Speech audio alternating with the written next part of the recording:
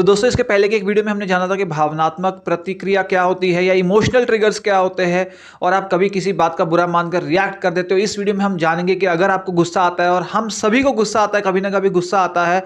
पर अगर वो गुस्सा आपका जो है वो बहुत ही ज़्यादा विकराल रूप ले लेता है, बहुत ज़्यादा डोमिनेटिंग हो जाता है, बहुत ज़्यादा एग्रेसिव हो जाता है, आप गुस्से में चीज़ें तोड़ने पर उतारू हो जाते हो, चीज़ें फेंकने पर उतारू हो जाते हो, डैमेज करने पर उतारू हो जाते हो, और अगर ऐसे आउटबर्स्ट ऑफ एंगर आपको होते हैं तो ये वीडियो है आपके लिए या आपके कोई लव्ड वन के लिए। दोस्तों मेरा नाम है गुरप्रीत सिंह महक लाइफ को। चलिए इस वीडियो को शुरू करते हैं। तो बिना टाइम वेस्ट करे आज का वीडियो है हमारा आईईडी के ऊपर या इंटरमिनेंट एक्सप्लोजिव डिसऑर्डर। अब आईईडी के क्या क्या सिम्टम्स है उसके बारे में जानते हैं कि यूजली वो पर्सन सोबर रहता है या शांत रहता है या नॉर्मल वे से रिएक्ट करता है। अचानक से कोई कोई सिचुएशन में जब वो ट्रिगर हो जाता है तो उसका जो गुस्सा इतना हाई लेवल पे पहुंच जाता है कि वो सामने वाले को धमकी दे सकता है, थ्रेट दे सकता है, हार्म कर सकता है, फिजिकल हार्म कर सकता है, वर्बली बहुत ज़्यादा चिल्लाता है, चीज़ें फेंक सकता है, चीज़ें तोड़ सकता है, दूसरों की चीज़ों को डैमेज कर सकता है, अपनी चीज़ों को डैमेज कर सकता है, और एक छोटे से क्षण के अंदर उसका एंगर इतना ज़्यादा बढ़ जाता है। ये जो एपिसोड होते हैं ये 15 मिनट से आधे घंटे तक ही रहते हैं। उस टाइम पे बहुत इंक्रीज एनर्जी होती है, उनकी हार्ट बीट तेज होती है, हेडेक हो रहा होता है, सिर में प्रेशर बिल्डअप हो रहा होता है, और जैसे ही वो अपना एंगर बाहर कर लेते हैं उन्हें लगता है कि अब शांत हो गए हैं, या मे बी वो खुद रो देते हैं, या मे बी वो बाद में बहुत गिल्टी फील करते हैं, रिग्रेट फील करते हैं। तो ऐसे जो एपिसोड्स होते हैं एंगर के, जो बार बार थोड़े थोड़े टाइम में ओकेजनली आ जाते हैं, उसे आईईडी की कैटेगरी में डाला जा सकता है। एक स्टडी हुई थी 1000 लोगों के ग्रुप की और एक 9000 लोगों के ग्रुप में, जहां पर एवरेज देखा गया है कि 6 से लेकर 7% जो लोग थे उस स्टडी के अंदर जिनको कोई मेंटल हेल्थ प्रॉब्लम थी, उनके अंदर आईईडी के सिम्टम्स देखे गए थे। अब क्या क्या रीजंस होते हैं आईईडी के बारे में, इसके बारे में बहुत ज़्यादा डेप्थ में रिसर्च नहीं हुआ है, पर बोला जाता है कि ये जेनेटिक्स का और एनवायरमेंटल फैक्टर्स का कॉम्बिनेशन होता है कि जिस तरह के माँ बाप के अंदर जीन्स है वो आगे कैरी फॉरवर्ड होते हैं, इस तरह का बिहेवियर ट्रेट्स अगर पेरेंट्स में देखा गया है तो। और दूसरा है कि इस तरह के बिहेवियर ट्रेट्स अगर अपब्रिंगिंग के अंदर, बिहेवियर के अंदर आई विटनेस के तौर पर बच्चों ने अगर देखे हैं, फैमिली की अपब्रिंगिंग में देखे हैं, तो भी इस तरह के एपिसोड्स हो सकते हैं। साइंटिस्ट ये भी कहते हैं कि ब्रेन की केमिस्ट्री का भी इसमें बहुत ज़्यादा योगदान है कि ब्रेन के अंदर सेरोटोनिन नामक जो न्यूरोट्रांसमीटर है उसकी कमी होने की वजह से भी इस तरह का बिहेवियर देखा गया है। कुछ और मेंटल हेल्थ डिसऑर्डर्स जिसके सिम्टम के तौर पर इस तरह का एक्सप्लोसिव एंगर देखा गया है, जैसे कि एंटी सोशल पर्सनालिटी डिसऑर्डर है, बॉर्डरलाइन पर्सनालिटी डिसऑर्डर है, और एडीएचडी यानी कि attention deficit hyper activity disorder है। जिन लोगों को भी आईडी है वो बहुत सारे और कॉम्प्लिकेशंस भी अपनी लाइफ में उनके आ सकते हैं, जैसे कि उन्हें डिप्रेशन हो सकता है, उन्हें एंजाइटी हो सकती है, डायबिटीज़ हो सकती है, हाई ब्लड प्रेशर हो सकता है, हाइपरटेंशन हो सकता है, हार्ट डिजीजेस, क्रॉनिक पेन, और बहुत सारी ऐसी प्रॉब्लम्स है जो वो अट्रैक्ट कर सकते हैं। कुछ केसेस में अल्कोहल का कंजम्पशन भी ट्रिगर कर सकता है आईडी को, और बहुत बार आईडी जिन्हें होता है वो अल्कोहल की तरफ भी पुश हो सकते हैं। तो इसके पहले कि हम जानें कि आईडी का क्या सोल्यूशन है या कैसे आप इसको ओवरकम कर सकते हैं, जानते हैं कि क्या आपको आईडी है या आपको बॉर्डर लाइन पे आईडी है या आप आईडी डेवलप करने के कैटेगरी में आते हो कि चांसेस है कि आपको भी ये डिसऑर्डर हो सकता है। अगर आप ये फॉलोइंग क्वेश्चंस के आंसर्स है वो येस में और टोटली येस में और 100% येस में और टुवर्ड्स येस की तरफ अगर आप दे रहे हो तो चांसेस है कि आपको आईडी है, इस तरह का आपको डिसऑर्डर है या होने के या डेवलप होने के बहुत ज़्यादा चांसेस है। क्या आपने बचपन में किसी को अब्यूज होते हुए अपनी फैमिली के अंदर देखा था किसी और पर्सन की तरफ से, या क्या आप अब्यूज का शिकार थे? दूसरा, क्या आपका एंगर के एपिसोड्स है वो 25 से 30 मिनट तक चलते हैं, उसके बाद आप रिलैक्स हो जाते हो, आपको शांति मिल जाती है और बाद में बहुत एम्बैरेस फील होता है, बहुत गिल्टी फील होता है कि जिस तरह की सिचुएशन से उससे आपने बहुत ही ज़्यादा रिएक्ट कर दिया?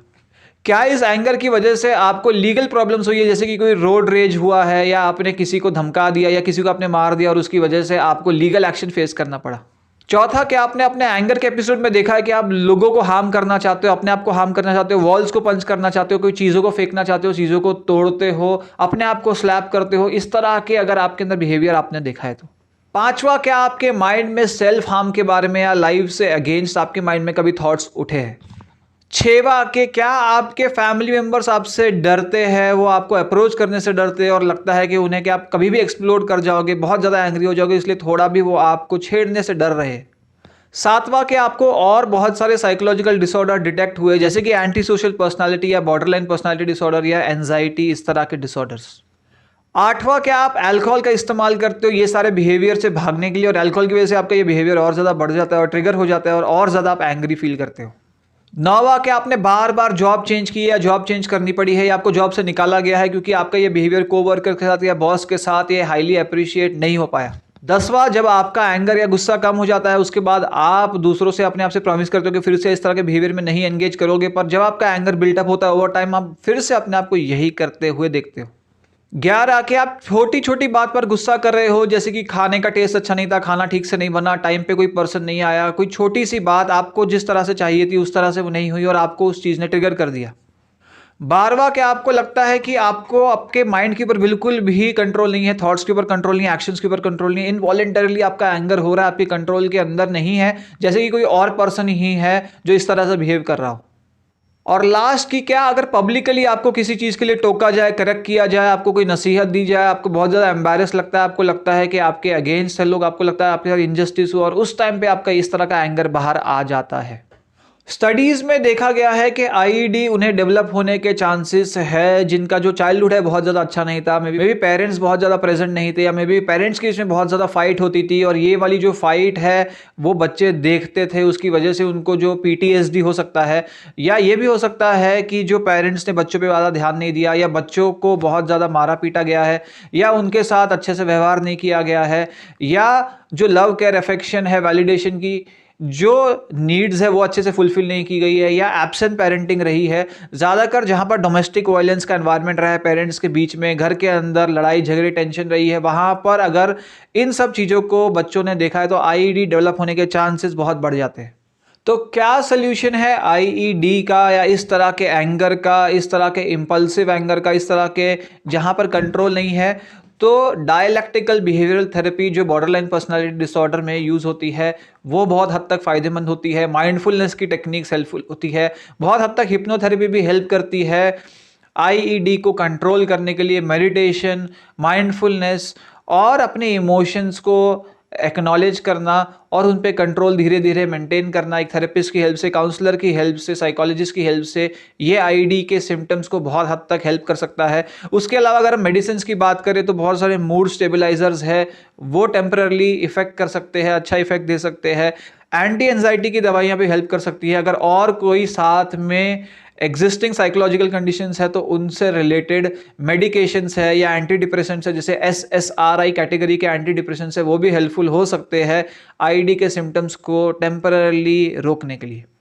तो दोस्तों, अगर आपको इस तरह का बिहेवियर है या कोई ऐसा पर्सन है आपकी फैमिली के अंदर या आपका स्पाउस है या कोई ऐसा पर्सन है जो इस तरह से बिहेव कर रहा है और आप उसकी हेल्प करना चाहते हैं तो ज़रूर एक काउंसलर को, थेरेपिस्ट को, साइकोलॉजिस्ट को विजिट करिए जो इसके रूट कॉज तक जाने के लिए हेल्प करे और इस तरह के बिहेवियर के अंदर मॉडिफाई या मॉडिफिकेशन लेके आया जा सके। तो दोस्तों, ये वीडियो था इतने। अगर आपको वीडियो पसंद आया लाइक करिए, कमेंट करिए, शेयर करिए, सब्सक्राइब करिए चैनल को और देखते रहिए लाइफ कोच।